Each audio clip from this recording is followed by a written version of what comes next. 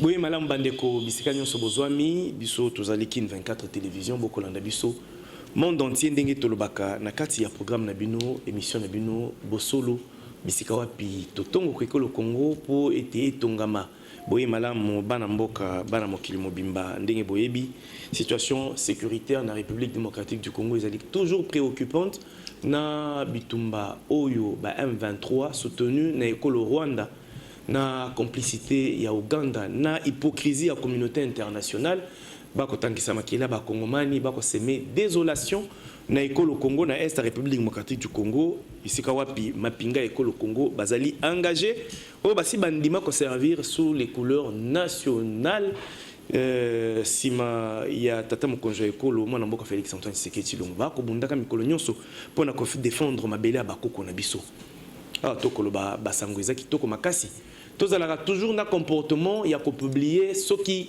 FRDC azali na difficulté té mais tout ça la qui est fort to bimisa ba prouesse ya bilombe na biso o bazali kotangisa makila bandimi kotangisa makila pona ko défendre mabela bakoko na bango o nyonso bazo sala ya malamu longonya na FRDC bozali na soutien ya peuple mobimba bozali na soutien particulier il y a programme Bosolo na kin 24 télévision boye malamba na mboka trobeta isolo itali sécurité il y a école na biso pe toko sukisa na matali ndenge to lolenge kani acteur politique to ngomba politique ba ko milenge le pona okeni maponomi bokeba distraction eko koto bisika wapi ebele ba ko kanisa ki maponomi kozala te mais c'est uni ekola ki sabiso ki maponomi kozala bisika wapi boko kanisa que insécurité na est république et empêcher RDC tenir élection na bango te boye ba kezali le kota po tata mokonjo ekolo alobaki azali déterminé na gouvernement Samaluko to beta masolo etali ndenge ni bandi ko ba ko milenge le pona okeni maponomi nani andimi mbela to banani bandimi mbela na esengo toko yamba mwana mboka Pichu Malu azali coordonnateur national ya dynamique des jeunes pour un Congo nouveau azali po moko na balobi na kombo ya union sacrée mwana mboka boye madame na bosolo. Merci beaucoup Elombe monene litoi ya ba kinwa pe ya ngomba mobimba ya Congo Monsieur Matondi pour nous recruter dans une émission dans kitoko bosolo loyo pour que tout sombisa na makanisi na matali mboka na biso ya mboete na banda na PCP mbote na bacollaborateur nyonso sika tozali na émission na kitoko et puis na PCP mbote na collectif mobimba ya communication et union sacrée. Merci. Donc je fais partie PCP mbote la dynamique des jeunes pour un Congo nouveau. Merci Ndeko Kozongela. Je suis le coordonnateur national sans oublier les chefs de l'État. Merci beaucoup. Tata mokonzo ekolo. Congolais wa yambo. Boy. Boy malamu mwana mboka Fiston Kambembo ozali coordonnateur hein? Communicateur Limbisa, il y a CRIC est la kisi cercle des réformateurs intègres du Congo. Vous allez structure moko na kati ya union sacrée. Boye malamu ndeko. Po ya kobomba ezate to moni kutu ndingo la tete kingo yeko monono. Merci beaucoup ndeko Yves. Na pesi mbote na bakodebateur nyonso na pesi mbote. Merci beaucoup. Na pesi mbote na bawo nyonso bazola na biso. Principalement na pesi mbote na Maman Stéphanie Mbongwaza, autorité morale de présidence nationale, il y a très peu de formateurs intègres du Congo. Très bien. Pour te dire que le Congo va être le Congo, nous demandons des hommes intègres. Il y a un cadre de notre parti. Merci beaucoup. Jules Mividi, Boye Malam Mwana Mboka, Iloto Yambio Nakazaka Asika, cofondateur de l'association Grand Bandundu en Action. Namoku c'est GBA. Boyete. Boye malamu mwana mboka na boso. Mopanzi sango Yves iyo matondi o bosani lokote GBA ezali Grand Bandundu en Action ezali lisanga webi ete belé ba yebi biso na kombo ya ba Jean leader à Grand Bandundu tozaki bilenge tozaki ko bundela mboka na biso to bundela ki unité tozaki ko accompagner pe tozaki ko accompagner mokonza mboka c'est pourquoi ba kulutu ebele ba moni ba bino mais pourquoi pas pe biso tozo bino bilenge to sala Grand Bandundu en Action afin que Grand Bandundu en action ezali association o ezali ko rassembler ba ressortissants ya Grabandundu pour nato accompagner tout l'action et chef de l'État comme première institution de la République démocratique. Très bien. Donc on rappelait que Bozali na kati ya Union Sacrée. Iyo. Voilà. Tokatsa ongambo to yambana esengo. Mwana mboka Marie-Martine Kazadi Safi. Moi si na kati ya mibali bino libanda soldat na kati ndenge moko alobaka. Azali cadre ya PRP lingomba politique etikela biso musée Laurent Désiré Kabila d'heureuse mémoire. Boye malamu mwana mboka. Ndeko Yves bandeko na biso awa nakanisi biso nyonso toye po topesa sango ya bosolo solo. Bandeko biso toza na kati awa bino libanda bolanda biso malamu po tobongisa mboka na biso. Très bien. PRP ezali moko na lingomba politique na kati ya FCC. Oyo Joseph Kabila akokamba. Ndeko Hassan Bouyamba, ingénieur, boye malamu mwana mboka na bosolo. Ozali cadre na kati ya PPRD. Ozali pe numéro 1 chargé à communication pour le district ya Lukunga, je crois bien. Boye malamu mwana mboka. Merci Ndeko Yves nakanisa obosani l'autre côté. Nazali bongo cadre pe chef de département en charge de la communication. Voilà. Il y a Lingomba PPRD district, il y a Lukunga Mobimba.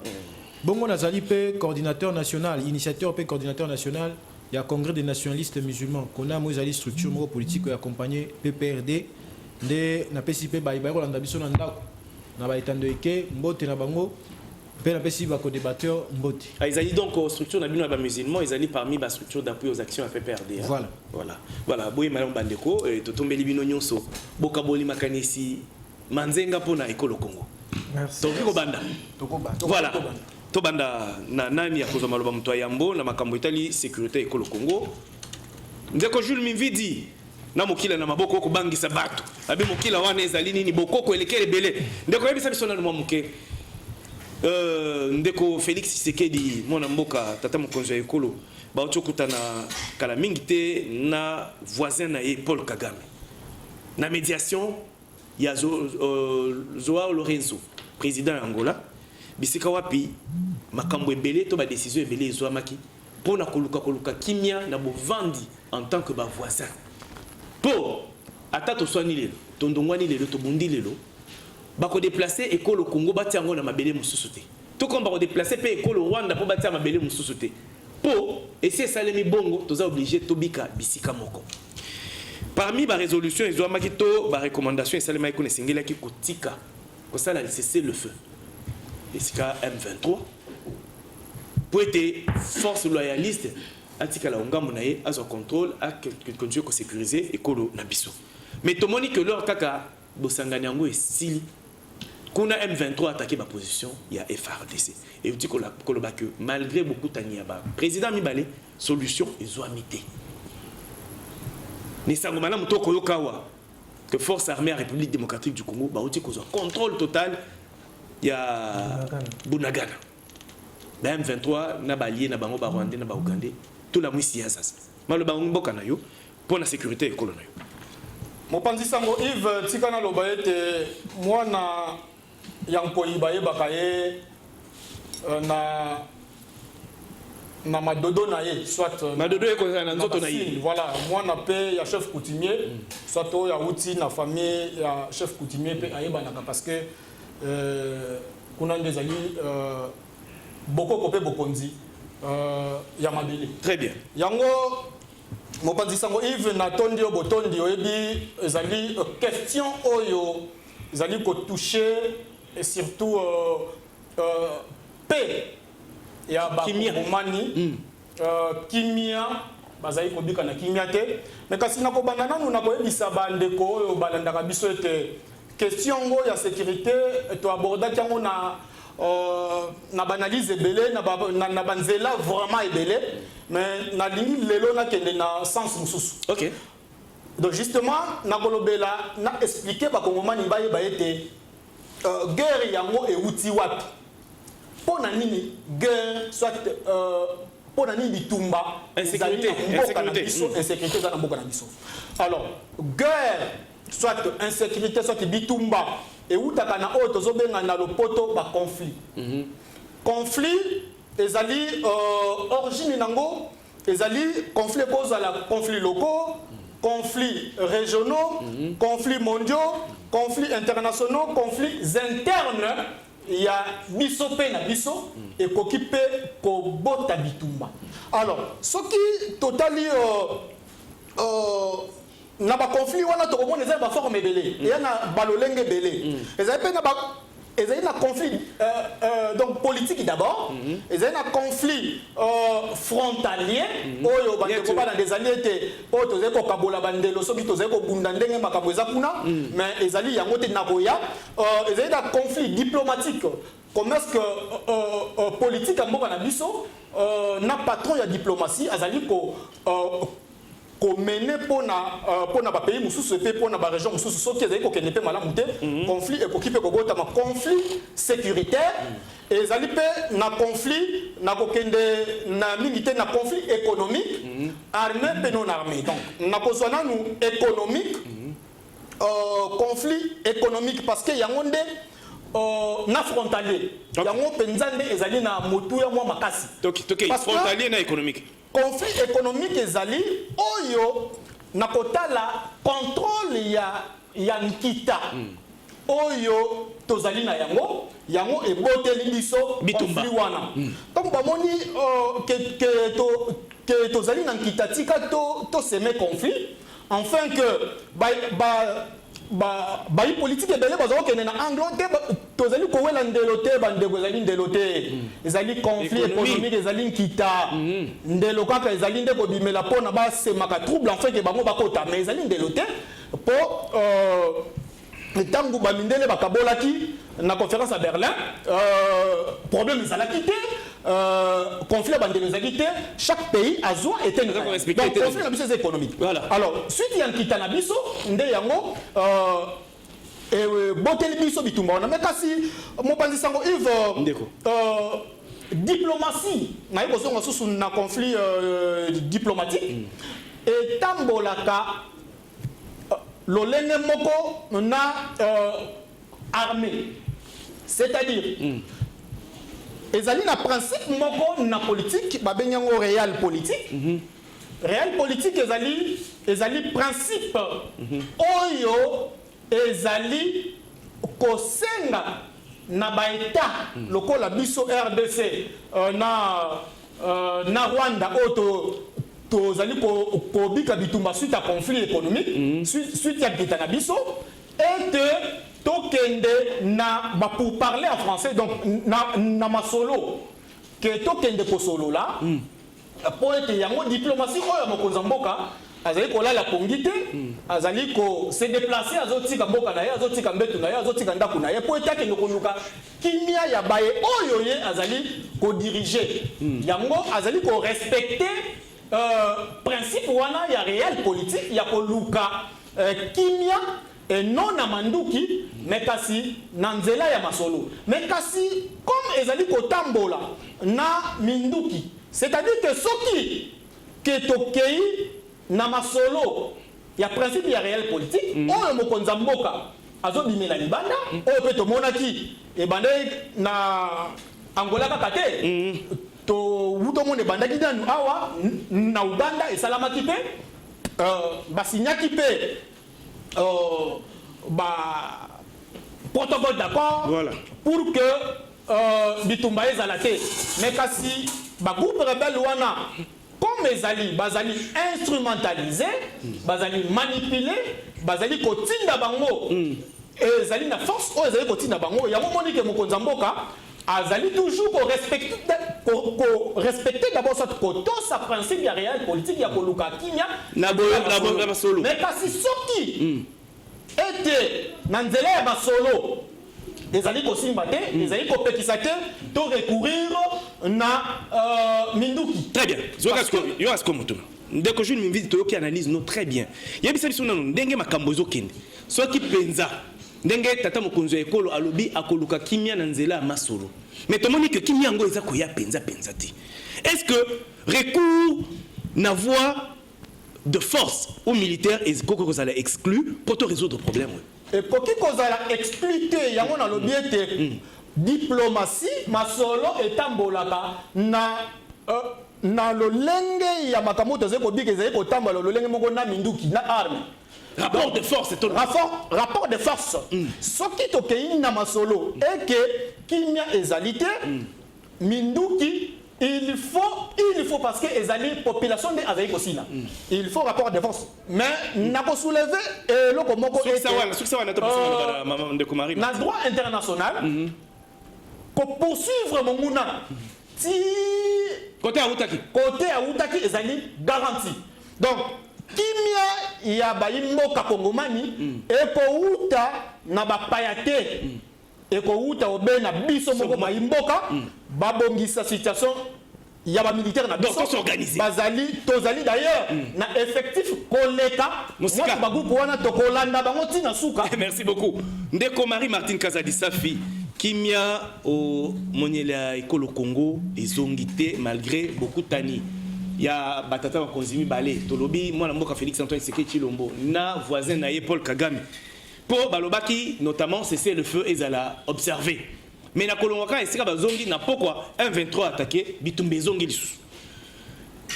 Est-ce que tu dis que la Kaka n'a Koluka qui n'y a une voie diplomatique pour parler, to et Sengeli to kanisa autrement parce que Bangouna ne ba côté biso na mabele na biso biso nde tokei na mabele na bangoti. Toko résoudre problème on.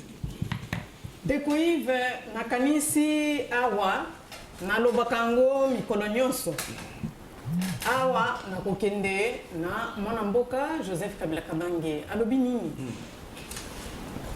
il faut tosala nini toyokana unité na unité wana nake na mwana mboka honorable Janet Kabila alobeli biso organisez-vous ndeko biloko mibale wana soki toti yango na liboso nde ifale to bandela na makambo ya na kati ya mboka na biso na kati ya mboka na biso ifale to bandela wana sikoyo biso to bimi libanda ndeko kobosana teke awa na mboka na biso oyo tozokende tozoloba kimia kolukango libanda te awa na kanisi toza na collège kelasi oyo ya hautes études de stratégie et sécurité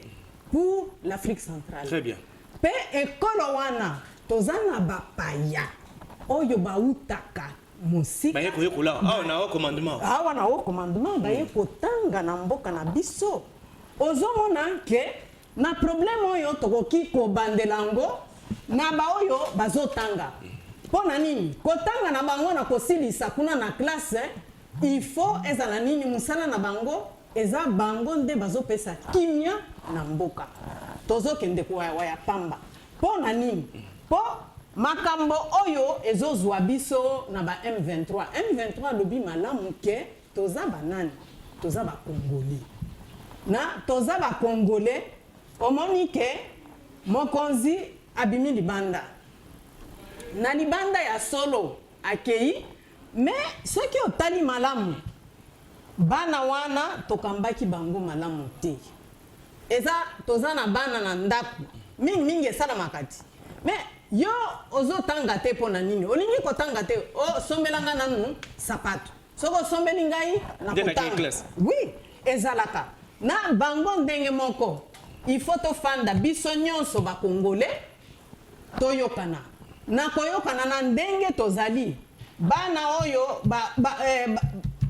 bakonzi na biso oyo bazotanga na collège de hautes études ya sécurité et ya stratégie de sécurité pour l'Afrique centrale il faut bango sikoyo bakende sur place bayebisa biso oyo bakutana pe na ba terroriste bafanda esika moko toyeba eloko nini bana wana bazoluka ndeko Yves na kosala geste wana il faut biso nyonso ba Congolais toyebi bandeko oyo il faut bafanda na mesa po toyokana bango balobi tolingi kokende libanda te mais pona nini towe kofanda biso nyonso na kati ya ndaku te toyoka bango. Mais pour nani soki bango baza na ba revendication na bango esengeli ba simba mandoki baboma bandeko na bango si réellement baza ba congomani. Pourquoi esengeli ba simba mandoki pour na ko revendiquer ba droit na bango si réellement baza ba congolais neti ngai.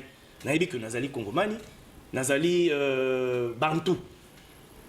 Nazali minorité neti batutsi baza comme il la mikolonio sauté. Mais soki nazali lésé na moni que mboka na nga moi injustice ezali. Mais na koluka revendication mais sous ba droit ba voie légale ezali.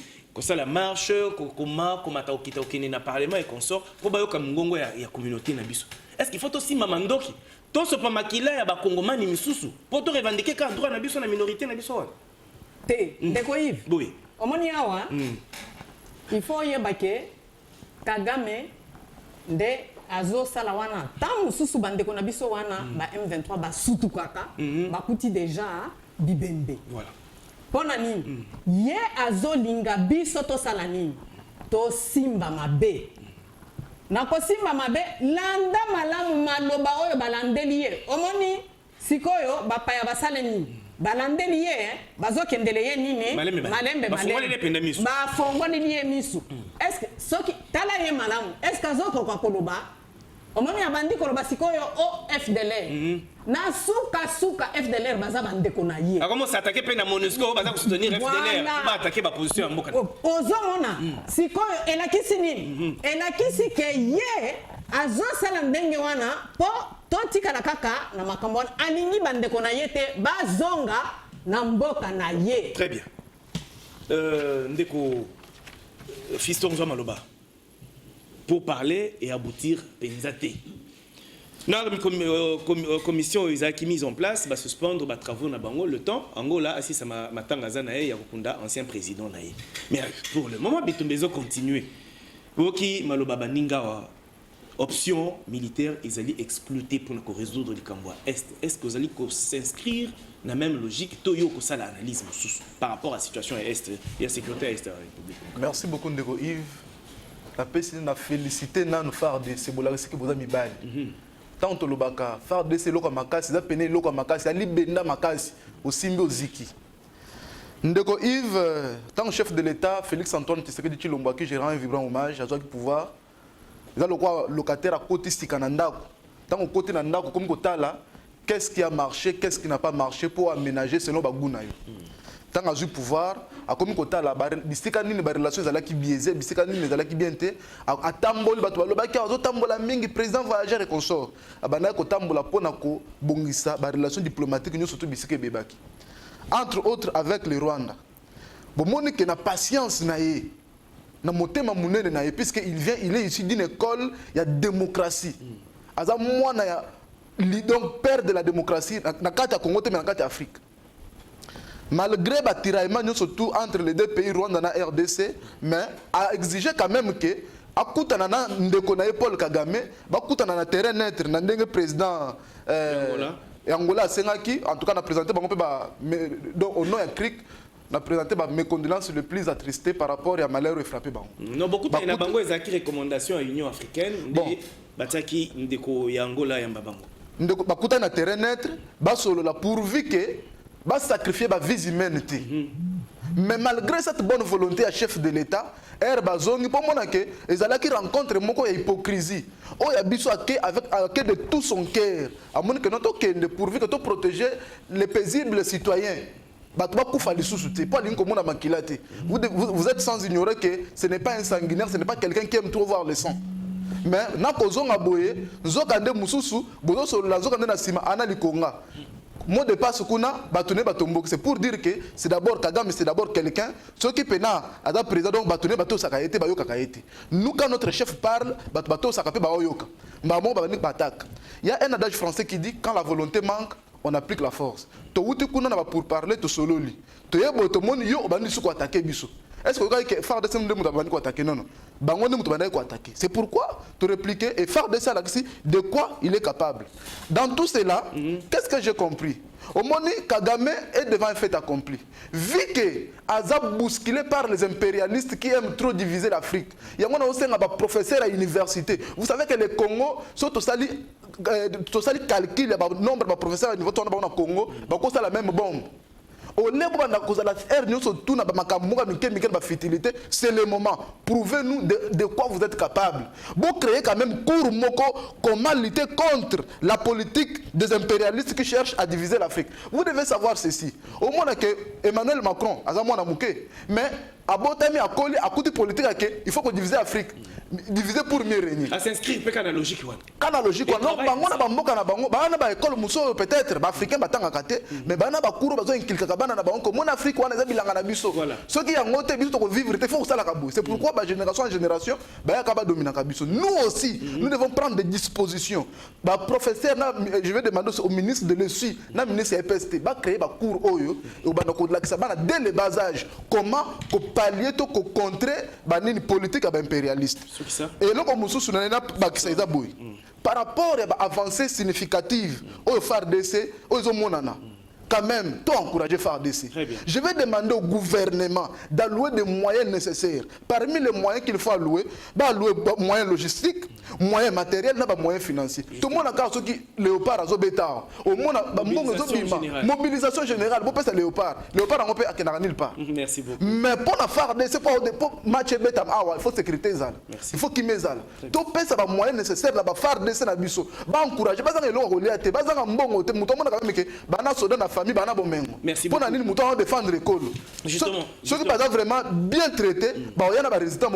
Merci beaucoup. Yango Tolobaki et Sengeli organisation interne. Parmi organisations internes, les alliés Cambo, il y a prise en charge, il y a armée Nabiso, c'est-à-dire qu'on peut se doter des moyens qui côté à la disposition de moyens Sengeli pour na makamboité l'équipement la bango, la formation et consort. Mais quand la paix ba famille na bango azotika. Jamais mouda na France au bunda ba benga na téléphone que moi na noa wasili makila. Au bunda diente. Bango bazo bunda kuna bana na bango na ba famille na bazala très bien sécurisé. Merci beaucoup. Et ça là que Congo que de liboso. Merci beaucoup Ndeko Rodrigue Mwamba. Zoma Lobande Koto Kolobé la sécurité à Est la République démocratique du Congo. Otokobika voie diplomatique et pesate. Félix Antoine Tshisekedi Tshilombo koti ba avion ndenge na ndenge akeye bisika nyonso esengela kakende o ba kolobela pona kimia ya Congo ezozonga te.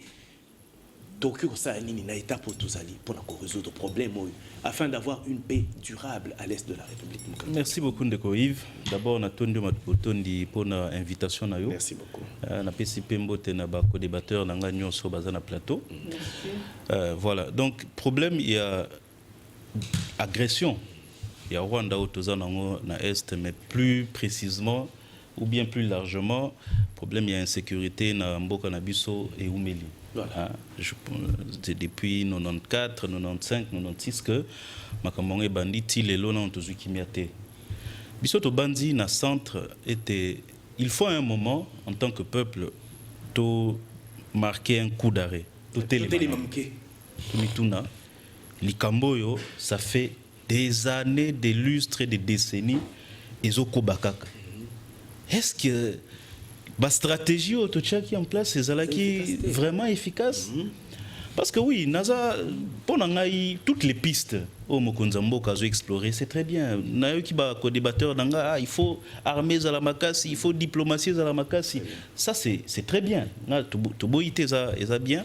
Mais est-ce que Eloko Nini, Oyo Bisso, gouvernement congolais, Azo Sala réellement, de manière pratique, pour que l'armée en Zalamakasi, pour que diplomatie ou en Makasi. Parce que sur le plan des résultats, d'abord, Bisson a centre, Tolobaki, tous la peine au mois Makasi, na rencontre il y a Luanda. Connaissant Paul Kagame. Paul Kagame, c'est un rusé. Paul Kagame, d'abord, Rwanda, c'est un pays très faible, très fragile. Ouais. Sur le plan économique, c'est un pays très fragile. L'économie n'est basée sur le risque réputationnel. Voilà. Donc, parce que réputation est bien, ça la publicité, c'est soi-disant un pays sûr, c'est pourquoi investissement est allié. Ce qui a tout baby c'est réputation. La question bazali penzer. Le foutu. Ni na bango nyonso ekoi économie ekoi. Ce qui est loin insécurité comme na Rwanda, économie ekoi. Biso on peut tenir. Oui. Parce que toza économie na biso est basée sur les minéraux. Minéraux eza ça c'était mutoki misagango. Au contraire, bato balinga minéraux na balinga insécurité pour bazwango. On peut tenir très longtemps. Donc Rwanda, il faut ceux qui bazo l'andabiso, gouvernement rwandais, baza un pays très fragile. Alors, biso faut tous avoir conscience, Conscience c'est que Toza, le petit Congo t'es face au Rwandais. Toza, le grand Congo. Voilà. Le très grand Congo. Donc ça veut dire qu'il faut toucher des moyens conséquents. On a problème, il y a défense nationale. Surtout pour un problème, il y a Est. Il faut qu'on mette des moyens conséquents. Monsieur Tolobi, premièrement, budget. Non, comment ça s'appelle Solde. Non, il m'a dit comme 3,5 milliards. Réserve d'échange. Voilà. Réserve d'échange, il y a 3,5 milliards. C'est bien. Tu prouves que tu as ça, mais c'est inutile pour la biso. Tolobi, on peut très bien tenir. D'ailleurs, on a tenu pendant toutes ces années avec 1,5, 1,7 milliards. De tenir. Il faut, pour Nabiso, au minimum engager à la question de la défense, de manière globale, 1,5 milliard de dollars chaque année. C'est extrêmement important.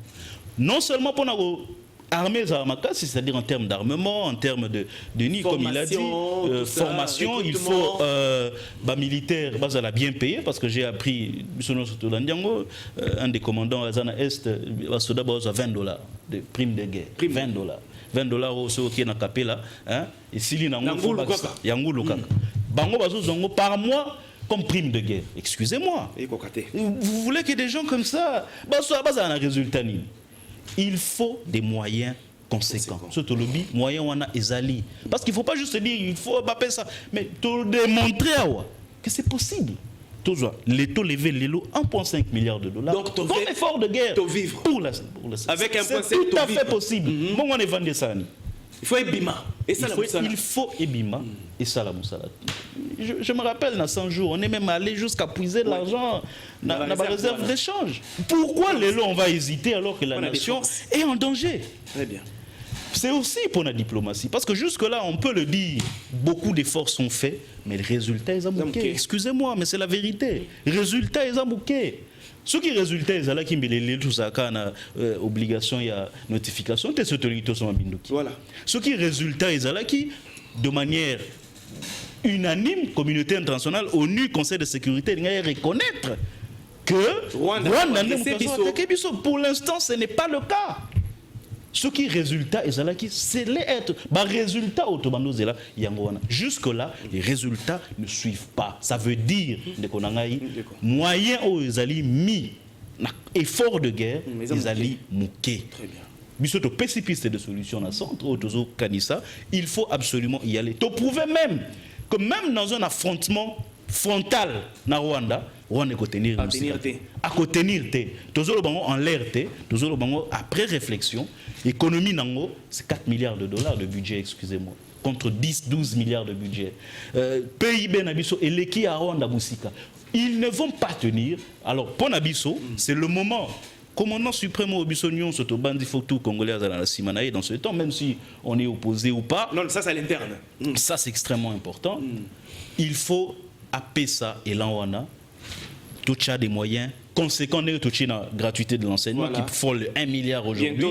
Il faut mettre les mêmes moyens pour la question à défense. C'est la seule façon pour tout le monde habiter une fois pour toutes. Merci beaucoup. Hassan Bouyamba. Dialogue, rencontre, diplomatie, pour parler, résultat, ezoyate. Et résultat, tout le bataille, résultat escompté, ezoyate. Ok, réflexion, il y a moko na biso sur la question sécuritaire et écologique. Yoko Bakisanini. Pour l'instant, tu as besoin d'une réflexion en tant que kabyliste, en tant que tshisekidiste, tu as besoin d'une réflexion en tant que Congolais. Parce que ma belle, ils ont biso nyonso, ils ont ya bakabiliste, ya tshisekidiste. Pour les autres Congo ndamwe kei, na ba bazo kufa kuna na kati na ba bakabiliste bazali ba tshisekidiste pe bazali. To analyser sikoyo. Pour na loba que question ya mboka basala kanango jeter. Merci Ndeko Yves, mais na okanisa na liberté d'expression dans Zaïna Yango, et sengeli to présenter des problèmes parce que quand traiter fièvre et qu'on ça kaka moi calmant étant au mouké, donc maladie ou ezana kati, la maladie il y a une sécurité à est pour le moment la place de Komeliwana, ezana Ndeko Félix Tshisekedi démontrer en gros. Tout se voiler la face T. problème ya liboso ezali tango ye azongi akei kokotisa RDC na état de l'Afrique de l'Est kuna nde sika Kagame azaki parmi bato bazaki ko exiger que awa siko faut que na dialogue na M23 o wapi o esa kufa asekwi ne sika to kokota na kati ya Mozindo ba information ezali ya ma pesi biso information ya liboso bango bato bengaka M23 na Kinshasa bami bango na Congo Central bami na hotel esika bakofanda awa to kokosana bino makamusu M23 basi basengaka pardon na population congolaise basila bango pe baye kondima ba créer parti politique ba adhérer na union sacrée ya Félix Tshisekedi de la population vérité et ceux qui wana te aye ko sani ba accord na bango wana aye ko bebisa yango o eza biloko to tanga na réseaux sociaux bato ya M23 balobité eza communicateur na bango o alobi keba ta musu akose créer zizani pour tout à mito à l'interne c'est ndeko Félix Tshisekedi na biso ndeko muyamba libisa pourquoi kala nyonso wana ndeko wana porte parole M23 alobaka makambo wana te aye ko lobako kasi ah ndenga pe na ko mituna mituna wana likambo ezali maye ninga na pamba te OK ana ko bali maye ninga na pamba te et ce qui wana te Kagame asala point de presse abina ko senga nde pouvoir ya Kinshasa base respecter ba ko bango moko basijaka na M23 Kagame pas comme mutaliboma to suki wana te na ko avancer tango ba ko bayokana ki esimbite nde bazongi na menduki bazongi na menduki tilelo ba ko senga nini respect ya accord bango basolaki mais il faut aussi qu'on peut la vérité to tika moi ngomba musu na zonga ki na lobaki photo présentera likambo ndenge yali très bien ba M23 to benga Rwanda oui Rwanda zana sima M23 mais ba Kongomani ba na kati ebele ko ezali piloté par ba Kongomani comment boko benga M23 groupe rwandais za groupe rwandais problème outil wapi il faut que la vérité population comprendre ne si masco to fan de mais kebo yo moloko ya défenseur M23 na ko bande vérité o ba ko bomba vérité o ba ko bomba yango na ko basiko malo bezana yo mais likambo ko ya makasi place nini tango mokonza mboka kei na Côte d'Ivoire pour que ne retraiter ba armée na biso ba infiltrer lelo on a les sengo ko ka ba beti penda en tant que mibali FRDC ba beti ba M23 ba tindiki ba musika na zene sengo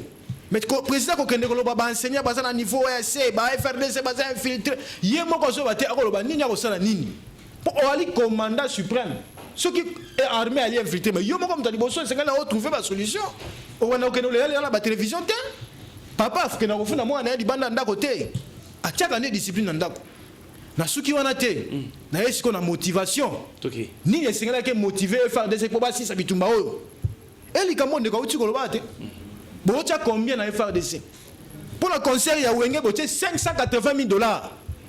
Concert mo kolomoko na otanga ba kombo ba musicien te po bande ko wana bazwa mbongo bakabola ba bi recette na yango ba 40% ba ko tindela ba militaire ba sia ba militaire na sali calcul là on a moni 5 000 fois par nombre d'entrées na tiango na dollar et puis 50 000 $.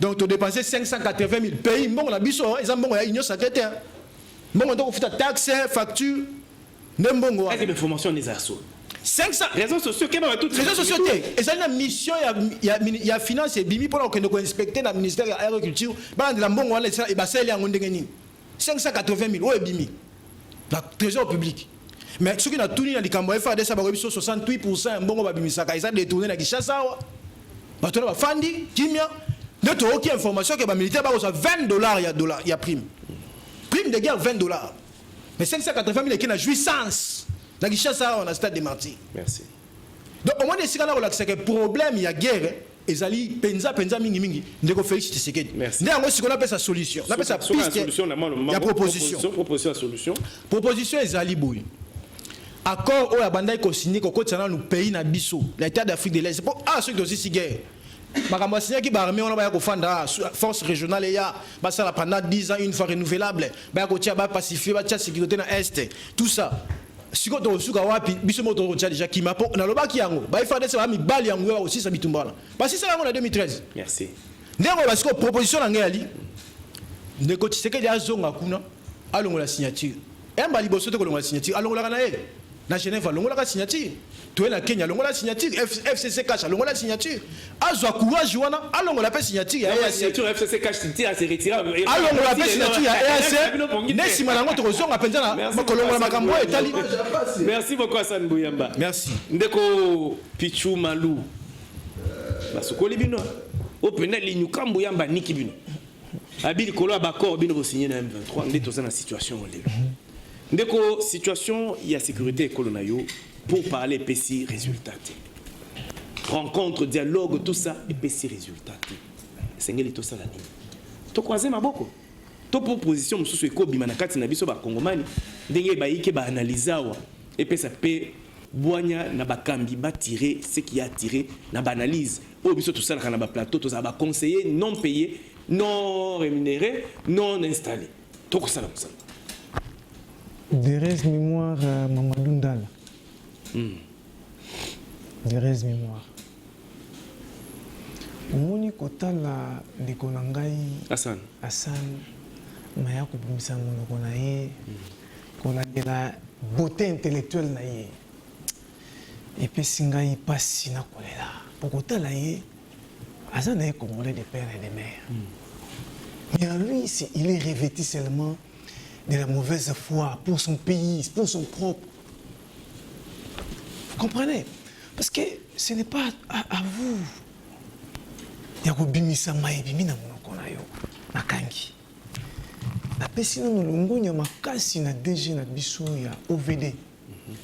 Na mosala malamu azali kosala pour na peuple congolais na banzela. Parce que lobi batelisaki biso ete poto tozo banzela ya malamu.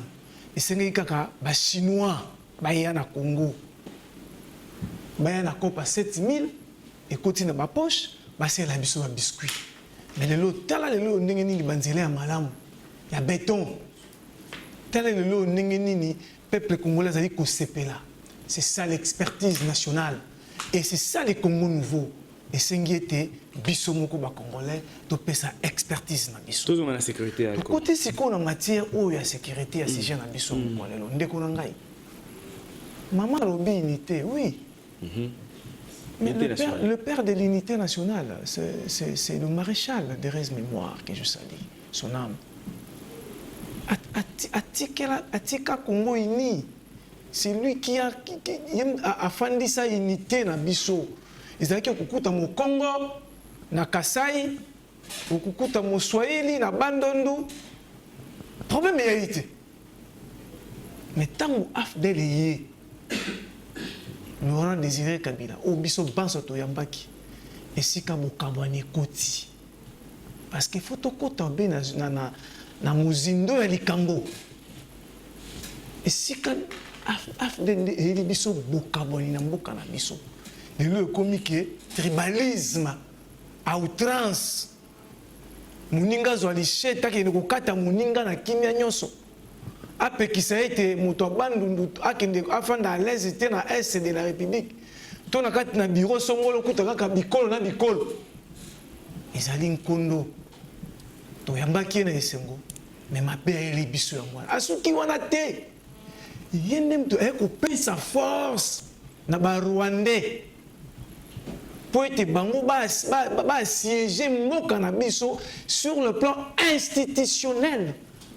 Je parle bien sur le plan institutionnel.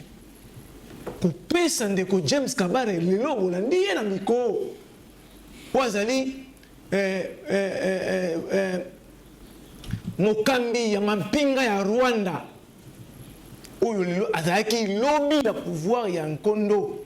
Mokambi ya mampinga ya Congo démocratique oyo adjoint na ye na nzela ya force terrestre ezalaki mokambi na bango Kabila Kabange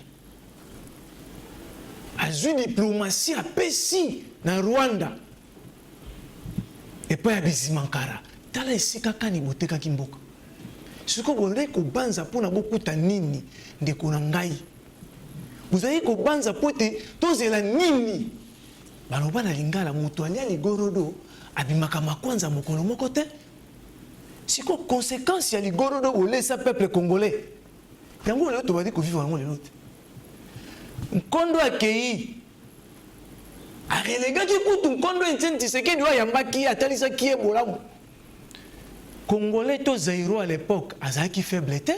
Force phase, azaki faible était, mais azaki kaka na boyokani pour koyamba nkondo pour na kolongola maréchal. Maintenant moyaki azaki armé azaki puissant, ataki yango de côté pour na favoriser les Rwandais. Président Nayo Kabila Kabange, le sénateur à vie, nous avons beaucoup de respect parce que nous bekona bisoli kunzi pesier naniwana. Mais qu'est-ce qu'il a fait? 2009, quand tu parles des accords, et si Kakani Tata Mukundambo a signé un accord na Rwanda, Binonde a signé un accord na Rwanda. 2009. Quand tu parles M23 c'est quoi? C'est CNDP. Le roi Kundabatoire. Si tu ne maîtrises pas, prenez les éléments.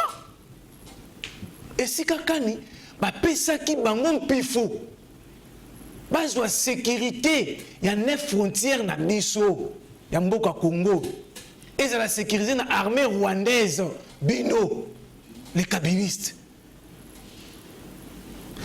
Ceux qui ont été un service de renseignement, il y a Mboka na Biso, il y a Rwandais, Bino.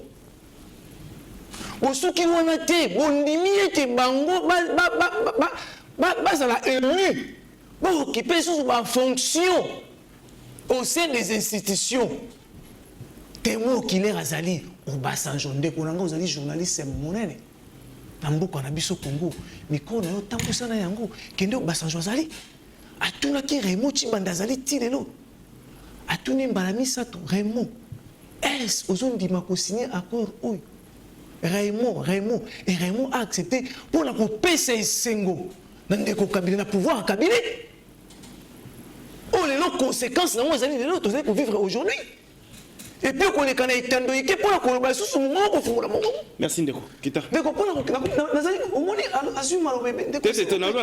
question très sensible parce que sensibilité na yango Congo ezali. Attention à tour à rebondissement. Oui, Congo ezali bonheur na biso.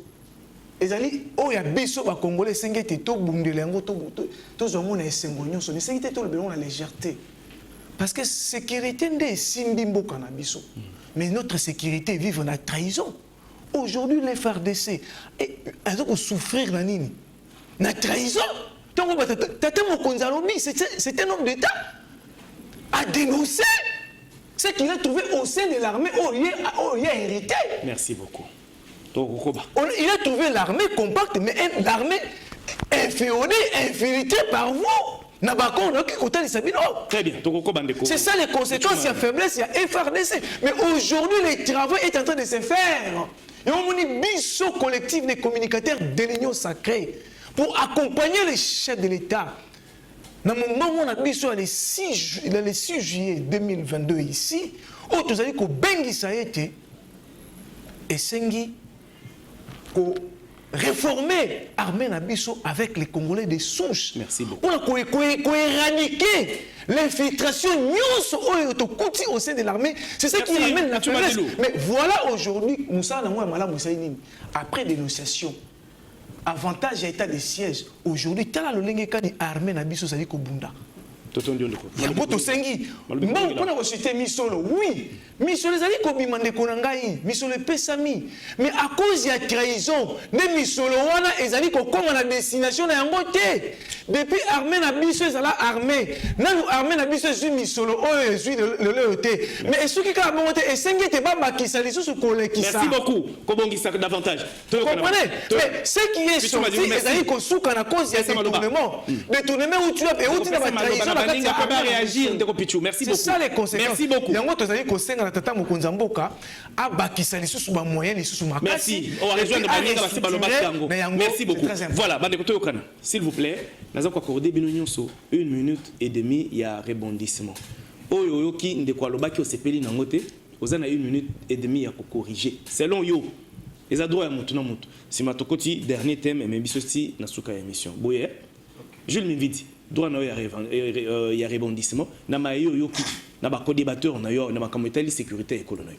1 minute 30 chrono en marche. Mopanzi Sango Yves na félicité bande konanga ya PPRD bazan face nanga. Na tende quoi PPRD dans Zamoko. Ah oui. Bazate à Zamoko. Na moni discipline par rapport par rapport à Bandeko Moussousou Bazaka agité, mais il a la maîtrise, il y a yoka esprit d'écoute pour mécanako analyser parce que tant que belé bacha makelele ba comprendre ka muninga te vraiment je vous félicite camarades ezali école bisope de Outa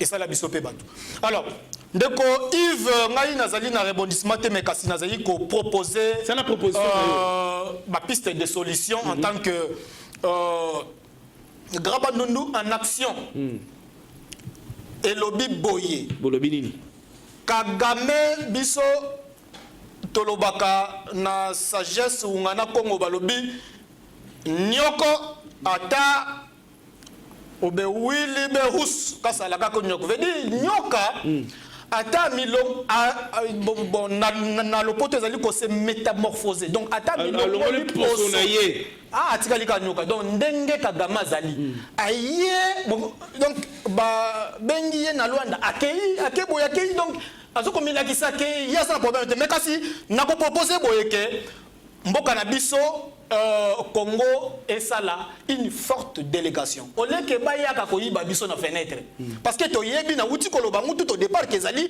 guerre économique et ali voilà conflit économique to yebi ke bazoya koyiba na fenêtre baza ko kota na fenêtre mais biso mwana mboka Félix afongola ki maboko motema lobi boya azali en bon terme na communauté internationale na ba pays wana occidentaux tozali na bango na bonne collaboration la collaboration malgré ouverture rapport toi na c'est pourquoi la lobby était tout ça la délégation non seulement ya ba bazali kodige mboka voire même ba élargir ya opposition ba leader d'opinion ba kende nanu na ba chef coutumier pe bazala associé ba kende nanu ko négocier ba dirigeanter une grande équipe kende kuna ba solo na bango ke ba bazali ko wato lingi ete kimia ekota au lieu que boyi baka na fenêtre boya kokota na poste botonga ba entreprise pour que biso no soto bénéfice. Merci beaucoup ndeko Marie Martine Kazali Safi rebondissement na yo par rapport au yoki lokola Jules Menvi dinamo lombango 1 minute et demie. Ndeko Yves na kanisi ya wana ukota na ndeko na biso pichu na maloba nyonso oyo auti koloba awa abosana teke l'air bazalaki ba grand opposant ya koloba nini ville morte batu basala te ndeko e umeni tala bambula ville morte muntu akende libanda te kosala asala musala te oyo abomi mboka na développement ya RDC awa baye bake eza bango bakolo ville morte muntu asala te ndeko basali ke congolais aza sikoyo na motivation kosala te parce que bango bazalaka nini baza dans la dépendance ayebi ke akosala te bakoya kokabelela ye nake na ndeko na biso fiston te Kambembo alobi ya malamu ye ake na nzela na ye mais ndeko na biso ndaye kopanza biso bakongole awa toye poto tozwa nini nzela ya kokende liboso na kimia eza nzela ya kozonga nsima te nde oyo tozokendele na kozongela lisusu mwana mboka Joseph Kabila Kabange alobi nini ndeko tobunda biso moko donc na lopota balobi nini nous devons nous battre pour notre survie. Très bien. D'accord, pour notre survie ya mboka mobimba tozala na unité wana tia ya mboke il faut ezala kaka pomboka ezala nini ezala na kimia. Merci. Oyo sikoyo zoloba limbisa ndeko Yves na sengio 30 secondes zoya voilà formation ko former na uti ko lobela binoke awa nous avons le grand collège de hautes études des stratégies et sécurité pour l'Afrique centrale. Donc c'est une fierté pour le pays. Il faut toyer baké, bapaya, bazoya, la formation. Nos militaires sont formés. Il ne faudrait pas tout le baké, formation. Jusque quand? Il y a déjà l'école qui sont ici. Mais bisognon soba congolais, je m'excuse, tous ça responsable ya makambo nyonso oyo Merci beaucoup. ezoleka. Merci. Ndeko Fiston Kambembo, réaction là-haut, 1 minute 30. Organisez-vous. Na de honorable Janet Kabila, c'est ce que nous devons. Merci beaucoup. Fiston Kambembo. Donc, nous avons des fois, il y a un message et pas population. Car aux autres, le baboy. En dehors de tout ce que nous pouvons traiter comme thématique, tu as un message au papier Sarabissou. Pour nous, on a félicité que OVD, oui, moi aussi je félicite l'OVD, puisque le projet qui est vraiment à Funa, ce sont des œuvres palpables, des théories. Donc, Funa, vous avez des léger. Oui, c'est comme dans Makanza, vraiment. Une fois, dans le qui n'a pas venu Makanza, j'étais en train de rouler, dans mon maman, comme Manzela, à comme Manzela, parce que ma belle année, on a terrassé. N'a interpellé ma maman, finalement, vous êtes en train de faire quoi? Bon, comme Manzela, vous voyez que ma belle année terrassé. Er Mboule Kobeta, ma etondi, et bon, Manzela après Bolobi, Félix Amoa Salini. Bah non, na tout le monde mon conseil, na bidi mon conseil na biso, eza bourgmestre en commune Ngirngiri. C'est pourquoi nous doit tirer attention bourgmestre en commune Ngirngiri. Dans notre tin na batu ke ba ke no komanzela. Ba place à ba place ba kwa matiti. Très bien. Sinon si cette biloko on a continuer, nous allons vous mettre à ni auto yana vision ya ko détruire na makanisa ko détruire to ya ko salir ni chef de l'état to ko mettre à ni. Ce qui ça. Et puis Kapela, non tout nanano, IGF, mega kolandela, Gilles Alingeta mega kolandela. Na Kapela elanga yango, banda babwaka mabanga, etikali kaka bongo. Soko leki na mutu kabuzo denda ba pine ba tozo tobokana na ebité. Bakwa ko sala musala mbule ko banda to ndenge nini. Pour ce qui concerne la sécurité, la Catacrik, nous disons, nous sommes le cercle de réformateurs intègres du Congo. Pour que le Congo avance, nous devons avoir des hommes intègres. C'est pourquoi dans la Katia armée, nous devons avoir les généraux intègres qui ont l'amour de la patrie. Puisque dans ma prime yaka, bon, nécessairement, dans la guerre, parce que nous touchons prime na banque. Parce que nous mais bon, dans la bonne volonté, pena bolingwamboka que prime wana et comme à la destination. Et ça va toucher pourvu que ça la merci beaucoup. Ndeko Rodrigue Mwamba, rebondissement na mayo qui peut na okozo koma. Kolekana TV a responsabilité. Très bien. Les a privilégiés. Na bandi ba téléspectateurs bazolanda biso na écran.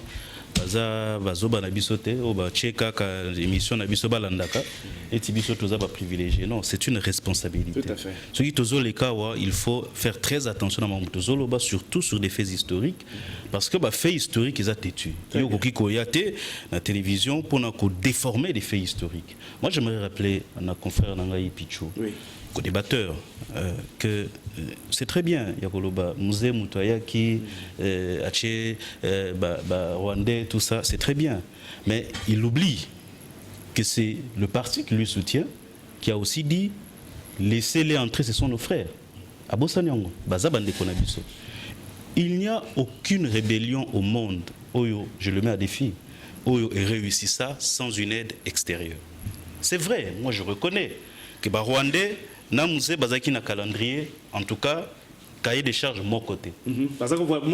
Exactement. Rwandais azalaki na problème na yé agenda na yé musée azalaki na agenda na yé.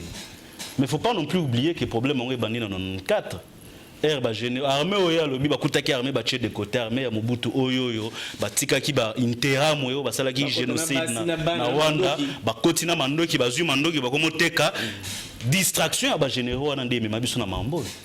Peut-être qu'il parti on a histoire ou bien au maître yango de manière sciemment. À Bossani que musée era bengani ba Rwandais, il a suscité un sentiment national. Moi j'étais à Kinshasa à l'époque. Hein?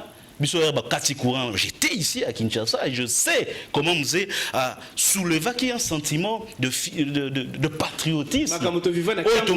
Comment bateau bazaki menu bazui ba Rwandais ba soda Rwandais ba boyi bango na changu c'est ce musée là aussi ce qu'on dit que le musée le bela parti on a histoire ay koloba non na 2009 armée zaki infiltré mais c'est ignorer l'histoire de son pays. Il y a Bossani qui est en zalaki 4 groupes armés ou bien armés na mboka 9 hein, à l'époque c'est parce que babenga ki la guerre mondiale africaine. Na rébellion Izalaki, RCD, MLC et les autres. Voilà. Mboka Izalaki divisé. Il y a Bossani que c'est le comité parmi les recommandations à dialogue intercongolais parce que au fait le problème il vient de là.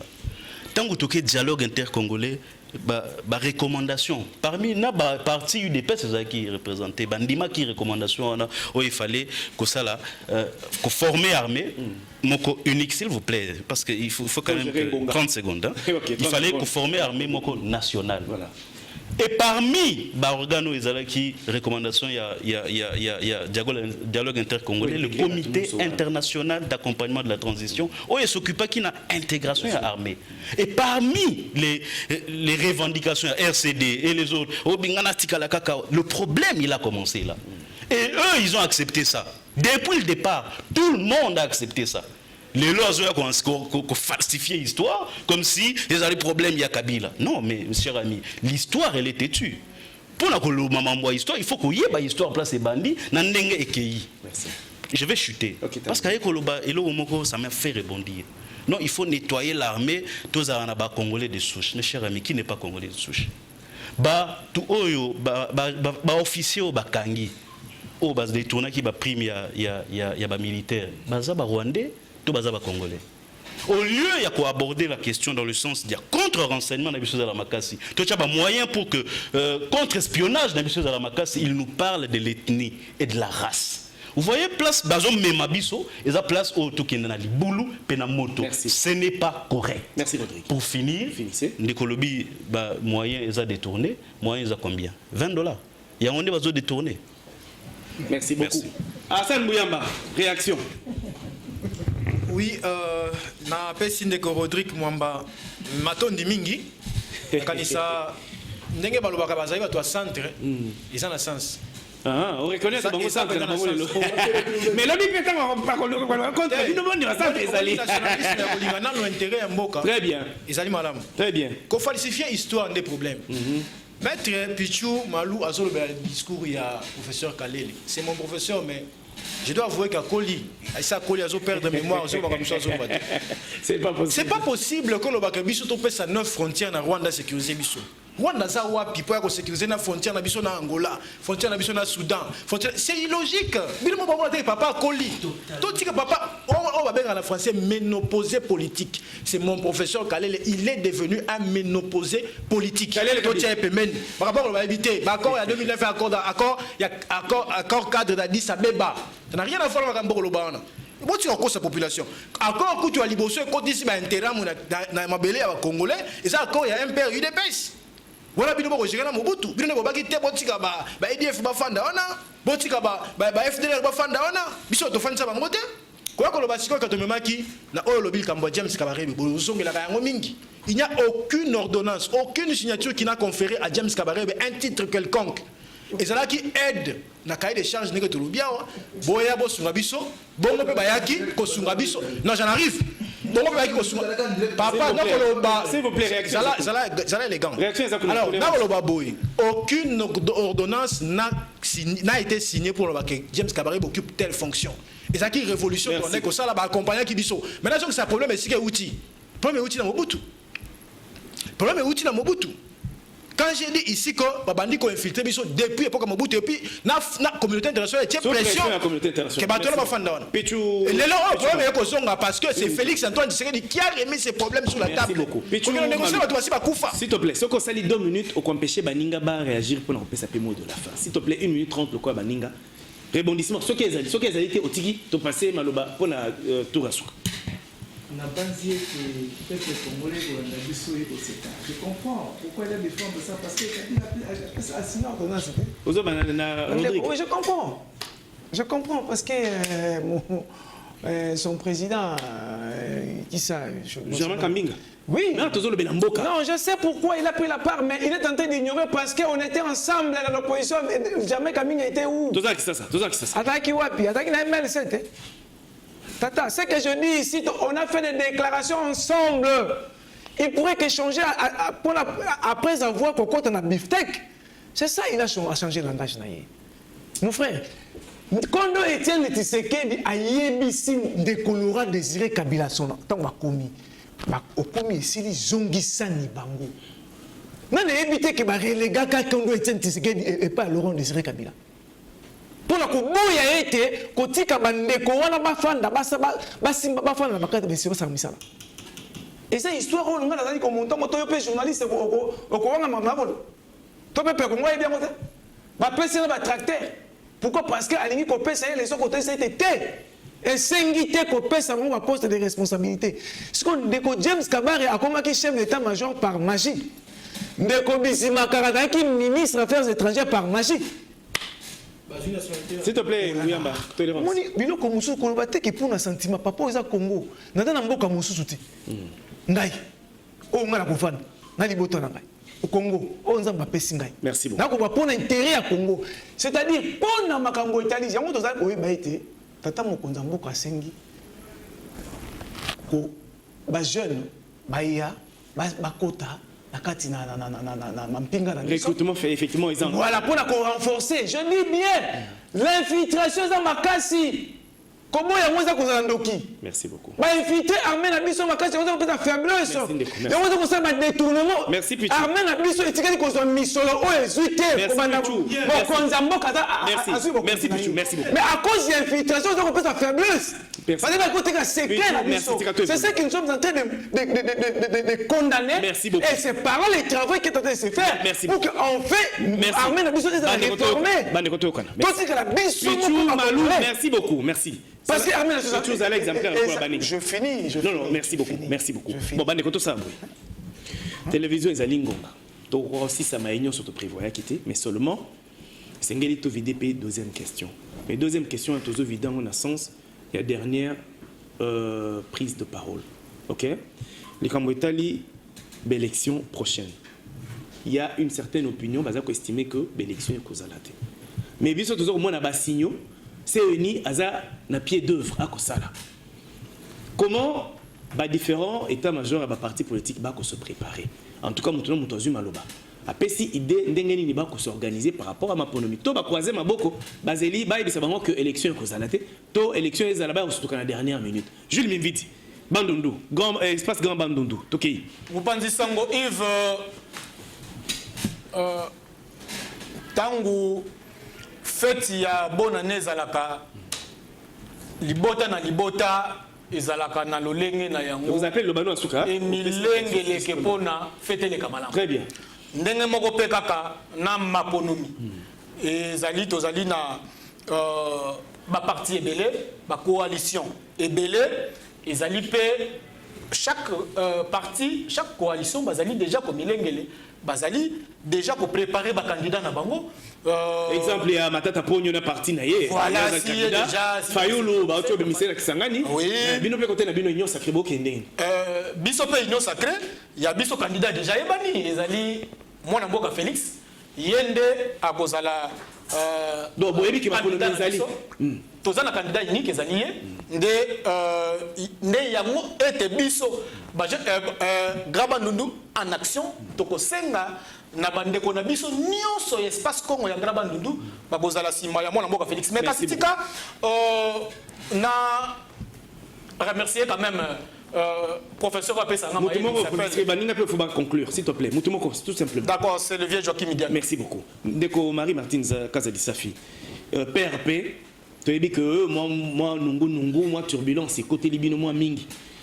Mais est-ce que beaucoup milenge les pona maponomi to beaucoup croiser maboko beaucoup yo kaka bato bakolo barabino que maponomi ko salate beaucoup s'organiser ndenge Ndeko Yves nakanisi oyebike mwana mboka bino FCC hein bien sûr FCC Jeannette Kabila alobaka nini éveil de conscience prise de conscience organisez-vous et lobby est belé. Ce qui organisation exacte au Rosana et l'oko moko te. Moi Namboka, Joseph Kabila Kabange à lobby. Nous devons nous battre pour na nini survie. Na survie wana et na kisi nyonso. Et na kisi ke. To banda déjà. Na sikoyo ba lobby seni yango wana. Tozo bongama. To bongama kala.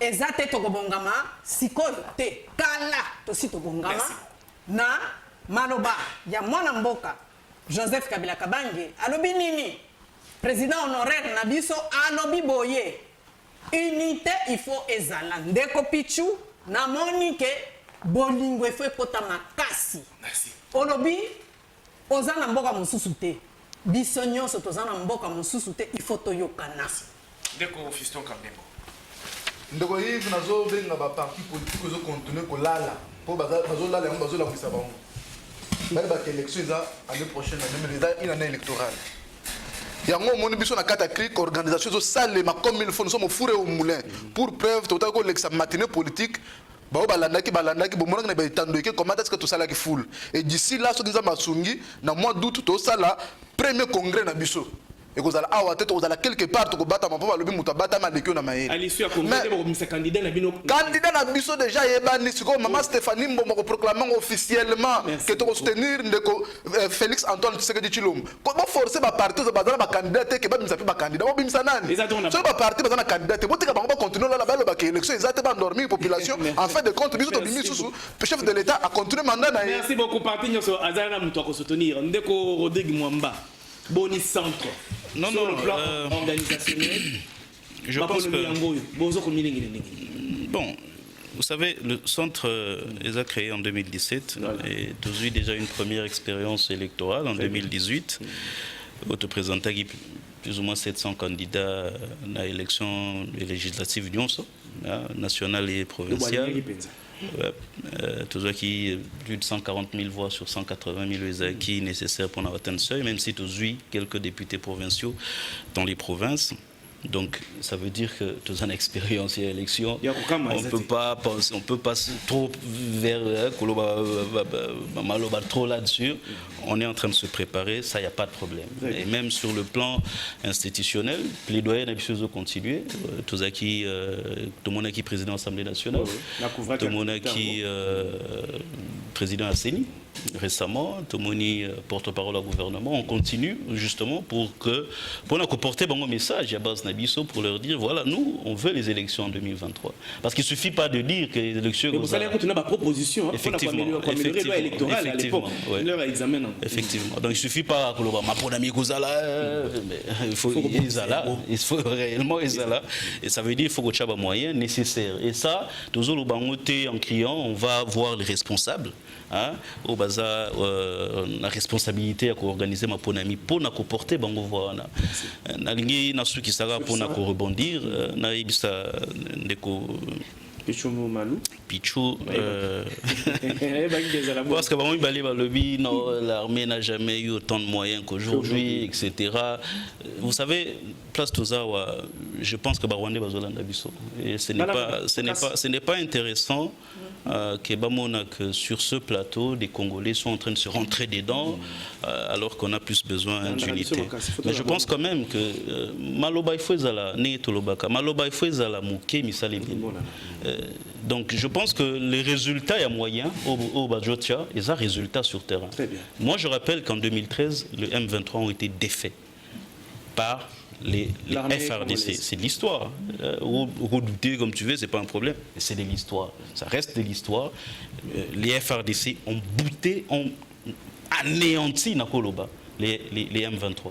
Et même les accords dont il parle avec le CNDP en 2009, ils avaient qui des trucs ramassés sur je ne sais où sur les réseaux sociaux pour protéger ma frontière. C'était justement pour que le retour des réfugiés qu'il y avait au Rwanda, etc. Merci. Je pense qu'il y a eu des problèmes là-dessus. Pardon, Nassilis, juste, je vais chuter. Donc voilà, c'est juste pour dire. Pardon. C'est juste pour dire, sincèrement, je pense qu'au-delà de nos divergences. Au-delà, il y a des divergences. Pardon, on a lobby à quitté. Donc, juste, je chute, c'est une phrase. Donc, tous on a conscience que les Rwandais nous suivent. Et évitons justement de nous rentrer dedans pour leur donner raison. Merci. Hassan Bouyamba. Ndeko Mbuyamba nongana ndimi na za mutu mutu nyonso pona bino nyonso ndeko Hassan Mbuyamba PPRD congrès ko sala malisusu te congrès candidat nini tous les travaux sont prêts notre candidat naturel Joseph Kabila Kabange mais nous avons 3 points que nous avons toujours réclamés. Le premier il y a liboso zali nouvelle CENI consensuelle. Il y a mis balais à la cour constitutionnelle, il faut respecter la loi, et puis il y a mis ça à la loi électorale, il faut réviser. C'est l'avant le bas. Dengo le bignon se met ça toi. Dengo peut ma camboiser pour se présenter. Bon, moni penda que on yoso bosengi et zoamité. Est-ce que 2023 boké ma ponomito bokité pour épée samité au bien bozosenga. Donc aucun ma ponomi kaka so qui ba condition o ezali réglé. Et puis il a rappelé qu'on ne peut pas accepter que cour constitutionnelle tout comme CENI est à diriger un espace linguistique moko ba kassayen, je suis kassayen. Mais il faut le dire tout haut, besoin d'intégration. Il faut intégrer tout ça n'a plus de s'il vous plaît. Soyez élégant. Soyez élégant. La ligne là si dit ça. La likambo walobeli makambo ya élection. Combien déjà a été épargné? Pour tout le l'élection, il faut bon ça épargner. Et puis au-delà, actuellement la RDC c'est le pays le plus endetté rapport à la Banque mondiale. Merci beaucoup. Merci Hassan Bouyamba. Merci beaucoup. Merci. Les discours il y a quand même du genre il y a quoi mon cobo discours to quoi encourager s'il vous plaît. Oui, ça il faut décourager le président à sa décision et pas changer les sous. C'est ça la sorte Merci Hassan Bouyamba. Congolais, Aza Congolais, tant que Baza reconnaître compétence na kati na s'il vous plaît. Géopolitique, il faut éviter ça. Voilà, ndeko Pichu Malou. Au moni baninga, tout cas il y a 1 minute 30, tu conclus aussi. Ce qu'on dépassé, ton compte on attend un journal et ça a bien. Il y a un bon on appelle si va co-débattre en voilà. Parce que tu es après on débattre intérêt Congo. Oui, c'est lié tout ça qui s'est macanisé. À venir na bien lobby. Eza kitoko. Eza kitoko. Malumumba ya lelo. Biso ya malumumba lelo. Parce que lumumba za ki akei ba nkondo etene tsekedi bazali bakei. Malumumba pe lelo biso tozali ba nkondo etene tsekedi lelo tozali. To longwa ete oui to longola ba ils de bas étage. Mais yango Rodrigue Alobi keba bato bazota la biso ba yo mona teke to kota na biso na biso. Je suis en train de relever des choses très importantes. Vous comprenez? Oui. Alors restons Nicolo par rapport à yango pito recto ba kondima ici ka les ali que to ministère. Merci beaucoup. Tu vas défendre ba fighter. Voilà pourquoi biso le collectif des communicateurs de l'Union sacrée pour nous soutenir et faire laisser beaucoup de temps biso Nicolo na ba itando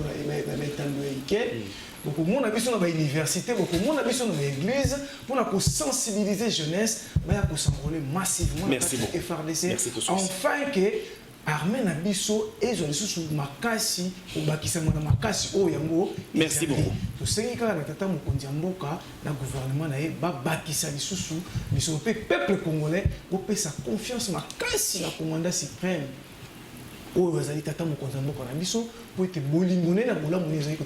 Merci Ndeko Pichu. Merci. Bandeko etikali na tondo bino nyonso nde boni mimbela.